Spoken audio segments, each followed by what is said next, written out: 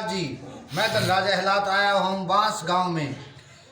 हमारे साथ आज जैसा कि देख पा रहे तस्वीरों में यहाँ प्रधान जी बैठे हुए, गोविंद जी और गांव के ग्रामीण बैठे हुए हैं। बांस रतनफल गांव में आए हुए हम।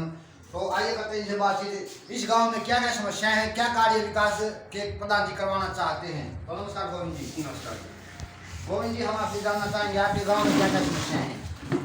समस्या तो गाँव के अंदर एक तो शमशान घाट की 4 दीवारी की है, एक दो लिंक रोड की समस्या है और तो जनरली जो थोड़ी बहुत समस्या होती है वो तो होती है गाँव में। प्रधान जी, आपने प्रस्ताव में क्या क्या दिया है।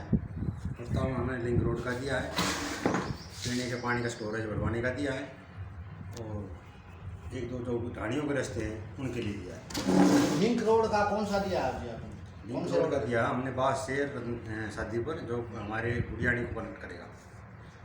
उसमें मतलब रोड खराब हो चुका है। नहीं वो बनाया नहीं है, बनाया नहीं है। 2 किलोमीटर टुकड़ा रह गया उसमें।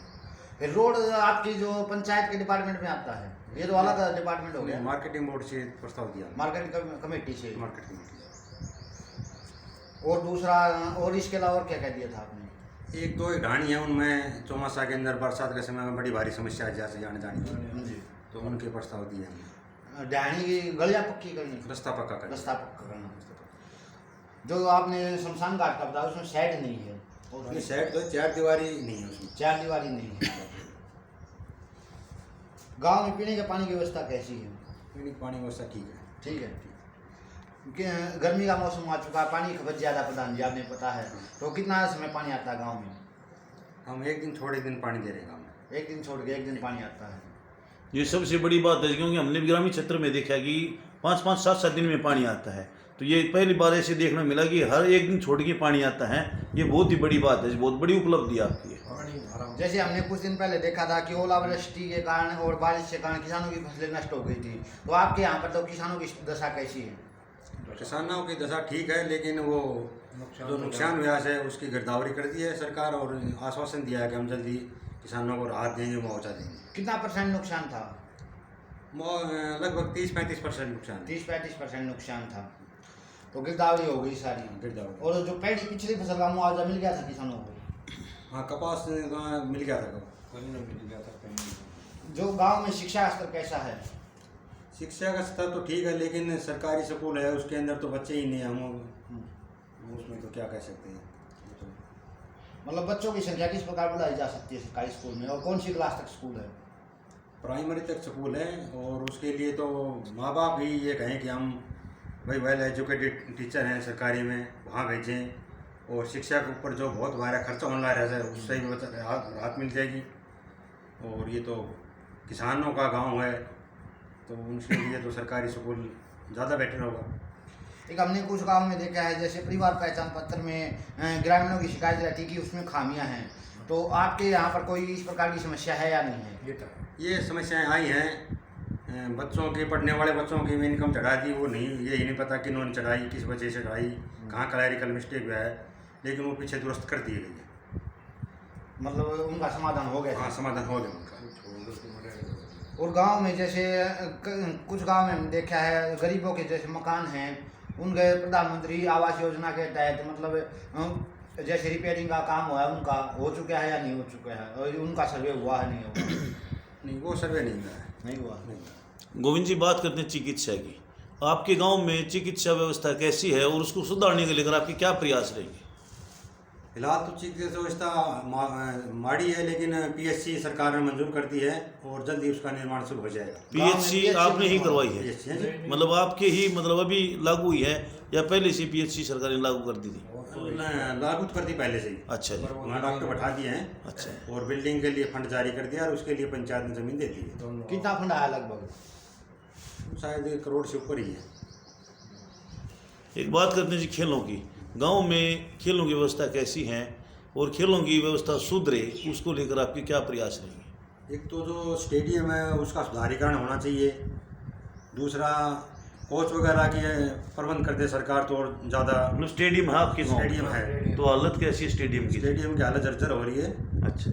और उसमें कोच वगैरह के अगर प्रबंध हो जाए तो बहुत बढ़िया हो जाए। तो जर्जर हालत है स्टेडियम की, इसको लेकर आप किसी अधिकारियों से मंत्रियों से मिले हो। हाँ, मिले हैं। तो क्या आश्वासन मिला सर आपको? उन्होंने दिया आश्वासन कि हम ठीक करा देंगे। तो आपको उम्मीद है मतलब जल्द ही आपको नया स्टेडियम मिलेगा, उसकी हालत जो है उसमें रिपेयरिंग का काम शुरू होगा जी? जैसे हमने देखा है कुछ गांव में जो तालाबों की स्थिति है वो खराब हो चुकी है और सरकार भी चाहती है तालाबों का सौंदर्यीकरण करवाना, तो आपके यहाँ पर तालाबों की स्थिति कैसी है? तालाब की हालत ठीक नहीं है, उसके लिए हमने प्रस्ताव दिया है और अभी सरकार ने आश्वासन दिया है कि अगले बजट में हम उसका सौंदर्यीकरण कर देंगे और उसकी छटाई भी कर देंगे। तालाब का क्या क्या कार्य होना बाकी है? हमारी सबसे बड़ी समस्या है कि तालाब सौंदर्यीकरण ना होने का, एक तो पानी का लेवल जो है वो 4 फुट पर है, तो हम उसको तालाब को बिल्कुल क्लियर नहीं कर पाए।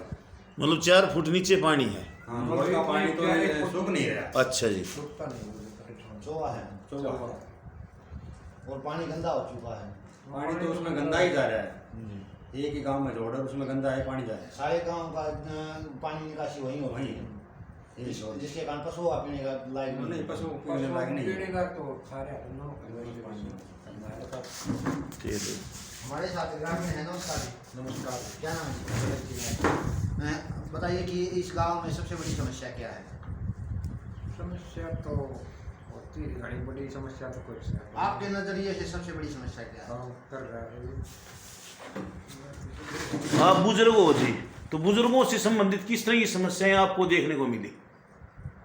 बुढ़ा खातर ऐसी घनी समस्या तो जैसे गांव में पार्क होना चाहिए या होना चाहिए, वो तो बहुत अच्छी बात बना दे पार्क, तो हम तो अपने रोड पे घूमे वहाँ से बना दें तो रोड पर तो मतलब एक गलत है जी, क्योंकि परमात्मा ना करे कभी कोई भी मतलब एक आध पार्क तो होना चाहिए, बैठ के थोड़ी देर बतला दें आपस में बुढ़ा बुढ़ा, तो अच्छी बात मिल यहाँ हमको हमने यहाँ से लोग इकट्ठा हो रहा है तो बुढ़ापा पेंशन गांव में ही मिलती है? हाँ गांव में बैंक है नहीं, डाक को आ डाहाना में पेंशन आती है। तुम थोड़ा से डाकखाना वाला एक दिन यहाँ को आके नमस्कार जी। क्या नाम है जी? कन्हैया जी। कन्हैया जी, आप बताइए सबसे बड़ी समस्या एक गांव में क्या है? गाय आड़ी बताए देने खूब कोशिश कर रहे हैं पर समस्या यह है हमारे तो ये देसी गाय फिरने से ये को फसल कई बार भेजते हैं पर ये पड़ोसी गांव ना छोटे बाहर लगा वाला तो कर दे। मतलब जो गायें हैं उनके कारण परेशानी हो रही है, मतलब परेशानी है फसल किस प्रकार की परेशानी है? फसल उजाड़ती थी फसल तो गौशाला नहीं है।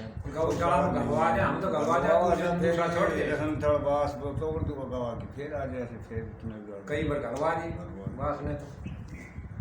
तो हमारे साथ आज बास रतनपुर गांव के ग्रामीण थे और सरपंची थे गोविंद जी, जिन्होंने बताया कि इस गांव में जो एक तो तालाबों का सौंदर्यीकरण होना बाकी है और एक जो लिंक रोड बताया है प्रधान जी ने, गोविंद जी ने, कि लिंक रोड वो रास्ता कच्चा है और उसको पक्का करवाने चाहते हैं मार्केट कमेटी के द्वारा। इन्होंने प्रस्ताव भी दिया है और अधिकारियों से मिलने वाले हैं, राजनेताओं तक जाने वाले हैं लिंक रोड के लिए और तालाब के लिए। और भी कई समस्याओं पर चर्चा की, चाहे वो गायों की बात करें या जैसे कि ग्रामीण ने बताया कन्हैया जी ने कि या जो गाय हैं उनके फसलों को नष्ट कर देती हैं। ये चाहते हैं कि सभी गाँव जो गाय हैं उनको गौशाला में भिजवाया जाए। और भी जैसे एक बुजुर्ग ने चर्चा की कि गांव में बुजुर्गों के लिए एक पार्क होना चाहिए। तो सरकार से यही आग्रह करना चाहेंगे इनकी समस्याओं पर ध्यान देते हुए इनकी समस्याओं का जल्द से जल्द समाधान करें। इन्हीं शब्दों के साथ जय हिंद, जय भारत।